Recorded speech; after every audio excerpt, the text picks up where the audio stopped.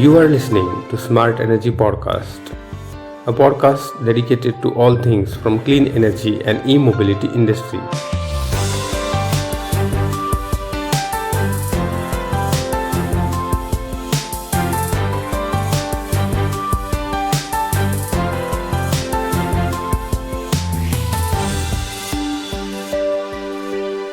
Each episode, we invite key industry leaders, government and policy decision makers, tech innovators, entrepreneurs, and more to explore what's new, what's trending, what's coming up in the industry. The podcast puts the listener to be in the know, trigger important conversations, and provide information for usable action steps. I, santosh.smartenergy, editor of Smart Energy magazine, and your host, welcome you all to the brand new episode of Smart Energy Podcast, powered by India Smart Utility Week 2023, happening from 20th February to 4th March 2023 at Hotel Lalit in New Delhi, India. Today, we have on our podcast Reji Kumar Pillai, President, India Smart Grid Forum and Chairman, Global Smart Energy Federation. Reji sir is an internationally renowned expert with nearly 4 decades of experience in the electricity sector in diverse functions covering the entire value chain and across continents. He is spearheading a mission to leverage technology to transform the electric grid in India and provide clean and reliable electricity to every citizen 24/7 at affordable cost. He has played a pivotal role in several groundbreaking initiatives related to renewable energy, electric grid modernization, electric mobility, energy storage, and digitalization in India during the past 2 decades. He is a popular keynote speaker at international symposiums and conferences on these domains and has also contributed to several articles, books, research reports, and white papers on a variety of topics. Under his presidency, India Smart Grid Forum has been organizing its flagship annual event, India Smart Utility Week, since 2015, and it is considered as one of the top 5 international events on smart grids, electric mobility, and smart cities. This year, India Smart Utility Week is scheduled for 20th February to 4th March 2023 at Hotel Lalit in New Delhi. We will speak with Reji sir on India Smart Utility Week, his mission, and get his views on energy transition, climate change, and the role of clean energy and e-mobility in achieving net zero target. Reji sir, welcome to the Smart Energy Podcast. Thank you very much, Smart Energy, for having me in this podcast. And also let me express our sincere gratitude to Smart Energy for being a regular supporting organization for our India Smart Utility Week, which we have been conducting since 2015. It's an honor for us also to get associated with India Smart Utility Week, the 9th edition of the international conference and exhibition on smart energy and smart mobility. We look forward to making this event a grand success.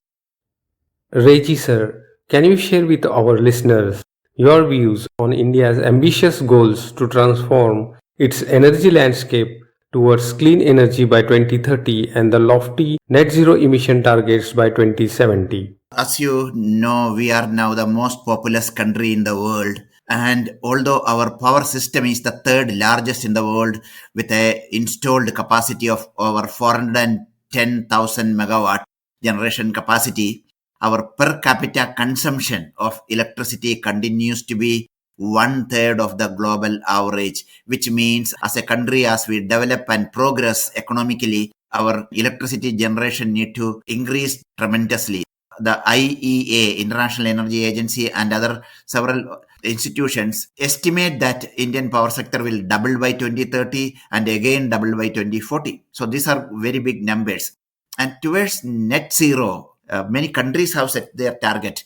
Nobody has done it yet. So one of the main philosophy being followed today is to electrify almost all activities, including transport, industry, agriculture, because the electricity is the cleanest fuel at the user end. It has the minimum emissions.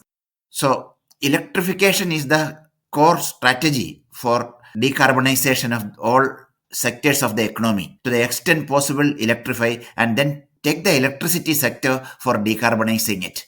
Our work primarily is not on the other sectors of the economy. India Smart Grid Forum, we've been looking only at options how the Indian power sector can be decarbonized. As you all know, India has set an ambitious target of net zero for the country by 2070. If India has to achieve net zero by 2070, and if electrification going to be the main strategy for decarbonization, then electricity sector must decarbonize, or it should be a net zero power sector at least 2 decades before. So what we are proposing, or we have been talking about, is that by 2047, by the time India would have been 100 years old as an independent country, we should aim for a net zero power sector. And there are a set of interventions, strategies, policies, programs we need to unleash to achieve that. For India, net zero by 2047 is not just an ambitious goal, but significantly would be a sparkling gift on the 100th anniversary of our independence. And by doing it, India will legitimately move to the driving seat of this global effort. What, according to you, are the key challenges and opportunities in achieving the energy transition and net zero emission targets? As I already mentioned, our power sector need to grow multiple fold in the coming 2-3 decades, so that our per capita consumption of electricity, which is somewhere around 1100 to 1200 kilowatt hour per person per year, need to move to at least world average of 3000 to 4000. And equally important is the climate change. The summer peak temperature in the past used to be in North India 40, 42, 44 degrees centigrade. Recent years, you see it is going to 49 and touching 50 degree at several places. So the need for electricity for cooling is going to be much higher. At the same time, we have to reduce consumption, increase energy efficiency, and also move to renewable energy. So what we proposing or advocating is a renewable energy revolution. It is very easy to install solar panels, wind turbines, etc. But at the same time, integration of these renewable resources, which are intermittent, onto the grid and give 24/7 stable electricity supply to all the customers, industries, and other sectors of the economy is a major challenge. We need to find sustainable solutions and economically feasible. Those are a real challenge. There are no one solution for the whole thing. We need to have more localized and appropriate solutions that can decarbonize different sectors of the economy and also the power sector. Answering my earlier question, you mentioned about renewable energy revolution. What role do you see sectors like solar and renewable energy, e-mobility, and green hydrogen energy play in achieving the zero emission or net zero targets? As I said, we should do a renewable energy revolution. Solar energy, which used to be very expensive in the past, today it has come down to $250,000 per megawatt. As a result, a unit of electricity produced from your rooftop system is 3-4 rupees, even at the kilowatt scale, and it is economically attractive for most categories of electricity consumers to generate their own electricity on their own premises. The efficiency of the solar cells are going up, cost is coming down. Again, battery used to cost more than $1,200 per kilowatt hour, which has come down to somewhere between $100-$150 per kilowatt hour. Even today, at the reduced cost, deploying battery along with solar panel is not very cheap. But there are many other new business models we can bring in. So on one side, we have been advocating for setting up distributed solar storage systems on the electricity grid. In India, every large buildings, industrial complexes, commercial complexes, IT parks, high-end housing complexes, they are all built with standby power generation through diesel generating sets. By one estimate, there are more than 80,000 megawatt of large capacity diesel generating sets in the country. distributed all across. 1 unit or 1 kilowatt hour of electricity from a DG set can be as high as for 35 to 40 rupees. So it's about 4 to 5 times more expensive to generate your own power from the DG set. In case you substitute this DG set with battery energy storage system, still it will be less than 15 rupees, and the return on investment on the battery is less than 5 to 7 years. So this has become very viable. Now is the time for policy interventions to stop building new infrastructure with diesel generating set as a backup power resource. We have been advocating for this for a while. There are a lot of other solutions also. The integration of the electric vehicle with the grid. The new generation of electric vehicles which are coming, they are coming with vehicle to load, V2L or V2G, vehicle to grid, vehicle to home, V2H. These kind of capabilities, it has become popular now. So this integration, when it happens with the grid, the electric vehicle can buy electricity when there's surplus power on the grid. Time has come to do that. So how this pricing signal intervention give cheap power for people to buy and store it in battery energy storage systems and their electric vehicles, and supply it back to the grid during peak hours when there is shortage, and many of them can engage in energy arbitrage. This kind of buying and selling at individual level, at electric vehicle level, is something which we see as a potential in the coming years. And several other interventions. All the water bodies can have floating solar. India also has a huge potential for agrivoltaics, and thousands of megawatts of solar power can be generated there. India is a vast country. We'll be able to generate much more renewable energy resources, and the new target by 2030 is 500 gigawatt. So it is very much doable, and that will happen, but actually we should increase that target to much higher. I hear a lot of discussion about hydrogen, but its potential applications, economics, but hardly anybody talking about what are the systems available for storing it, transporting it, and reheating it, and basically heating it at keeping it at minus 253 degrees centigrade. That's a main challenge which is seldom discussed. But there are technologies, but those are expensive. A mission has been launched with a very ambitious targets, but nevertheless, all the best for the mission. You spoke about distributed solar storage systems, replacing DGs with battery energy storage system, integration of electric vehicles with grid, etc. There is a lot of technology that I see playing critical role in making all this possible. How important are technologies like smart meters, smart grids and digitization, and what role do you see they play in achieving energy transition and net zero goals?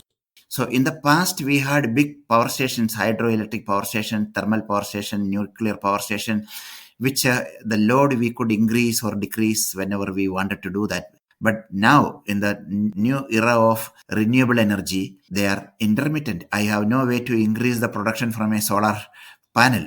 That depends completely on the sunlight and the cloud passing over it. So when the renewable energy sources were less than 10%, 20% of the total capacity on the grid, we didn't bother much. But in the coming years, it's going to be more and more of wind and solar, on which we have no control. It is intermittent. Matching demand and matching generation, supply demand balancing will be a major challenge. The new technologies are coming to help. We have better systems to estimate demand. We can fine grain the demand feeder wise today, and smart metering, which is going to come in a big way. So this all digital technologies gives us visibility of power flows, power usage, feeder wise or area wise, and that can help the grid operators in estimating how much power would be required. Other thing, as I said, the thousands or millions of electric vehicles which are connected to the grid, that can be aggregated as virtual power plants. And the batteries, many people going into battery storage behind the meter. Those battery energy storage in the customer premises, that can again be aggregated as virtual power plant. So all these virtual power plants, whenever there's a supply demand mismatch, these devices can immediately called in Another solution is the microgrid. In the past, we used to use the term microgrid for remote area, mini grid, microgrid. Those are not part of the main grid. But today we use it in the context of the main grid. A smart microgrid which has the capability to island from the main grid and run its critical systems on the storage and its own generation resources.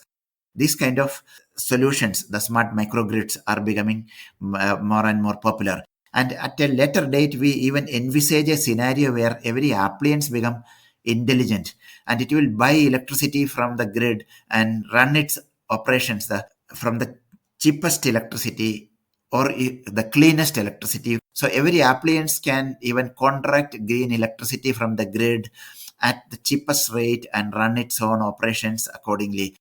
So those kind of smart appliances are the future.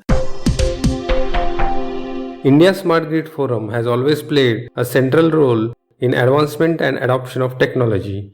Can you tell our listeners about the recent pilot project that India Smart Grid Forum has undertaken and your views on the future of electricity? We are doing a real-time pricing pilot project in UP, in Lucknow city. So we have some 50 odd customers with a total load of 46 megawatt, out of which about 20-25 customers are domestic customers. For some of them, we have supplied them smart plug. This smart plug cost only about 1200 rupees. So they have connected their washing machine through the smart plug, which are connected to the in-home broadband network and which can be operated from their cell phone sitting wherever they are.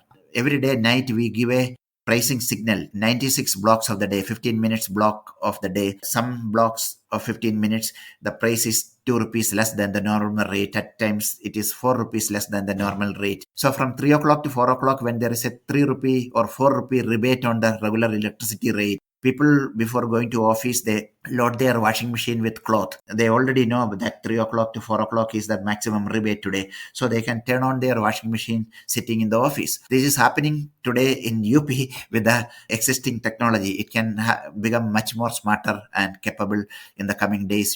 So it's all going to be more and more greener grid. It's going to be cheaper, more efficient, and digital and communication technologies are going to play a major role in that. We have also done some pilot projects in India, again starting with the UP and in Delhi and currently in Calcutta, blockchain based peer-to-peer trading of green electricity. People, those who have rooftop solar, they can sell their electricity to their neighbors or to whomever they want, who are on the same trading platform at a price mutually agreeable. Along with that, you get a certificate of origin that this electricity came from a such and such solar panel situated such and such place. And these are on smart contracts executed on blockchain platform, and you get a certificate of origin.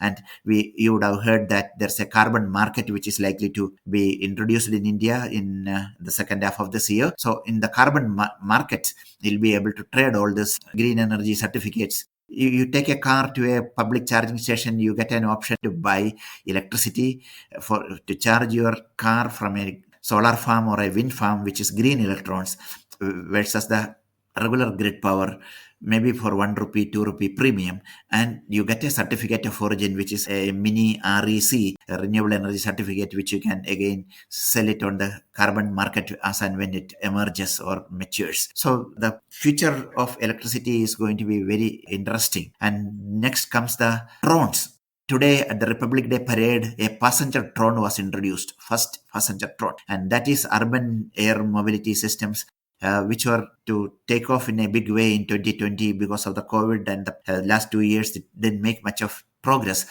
But there are thousands of companies making drones. All these drones are working on batteries, and these batteries need to be charged fast. They all get connected to the electric grid.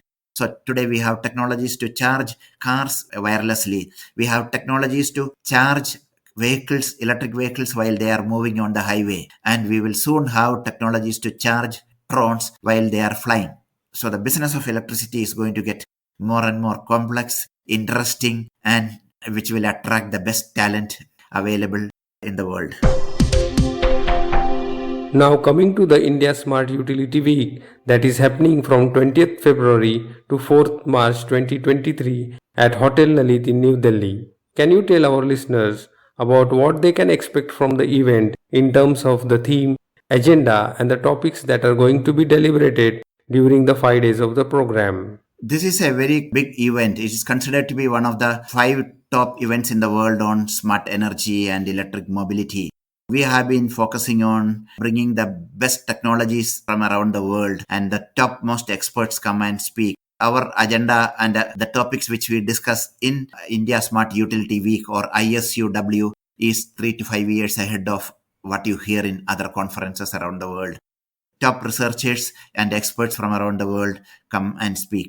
Last 2 editions were digital, and after a gap of 3 years, we are going to do this as a physical event in Delhi from 28th February to 4th of March. The main conference and exhibition is on 1st, 2nd, and 3rd of March. The main conference themes are on net zero power sector and net zero transport sector. So India at 100 in 2047, vision for a net zero transport sector, and what are the technologies and pathways which will help us reach this net zero transport and power sector by 2047. That's what is going to be discussed. Then there are so many other topics. One is, along with Niti Aayog and MNRE, we have a session on green hydrogen because the mission has just been launched. We have planned a ministerial plenary which is about the vision for a net zero power sector by 2047.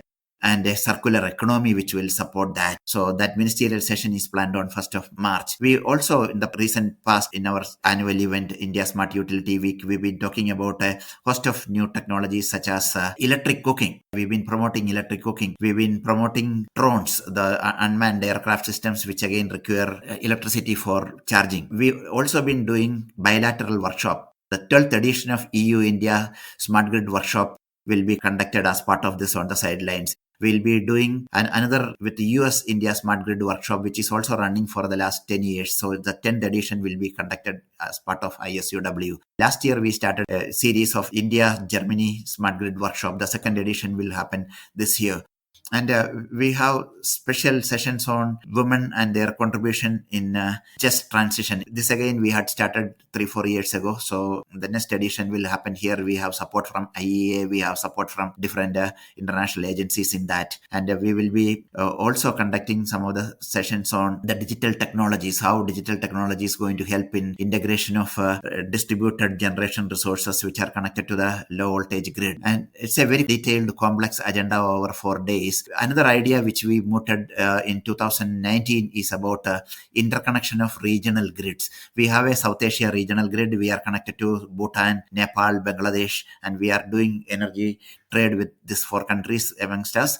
In the west of us, the Gulf Corporation countries, they have a common grid. It's called GCC grid. And east of us, there are 10 ASEAN countries, of which 6 countries are interconnected. They have a ASEAN grid. So we propose the idea of connecting the GCC grid with South Asia grid, and also South Asia grid with the ASEAN grid. So we brought all the key stakeholders in the 2019 India Smart Utility Week, conducted a full day roundtable. 2 interconnections were identified. One is connecting Oman with Gujarat through an undersea HVDC link. And another link we identified and mutually agreed by all the stakeholders is a connection overhead transmission line from Manipur to Thailand via Myanmar. So these 2, we need a feasibility study. The following year, because of the pandemic, these things got delayed, but both USAID and European Union have expressed interest in supporting this feasibility studies and also general creation of a inter-regional grid that can engage in inter-regional power exchanges and also development of regional and inter-regional power market. So these are all will be discussed in this program. Thank you, Reji sir, for updating our podcast listeners with the highlights and details of the topics that are going to be deliberated at the India Smart Utility Week. We all are eager and look forward to being part of the week-long program at India Smart Utility Week.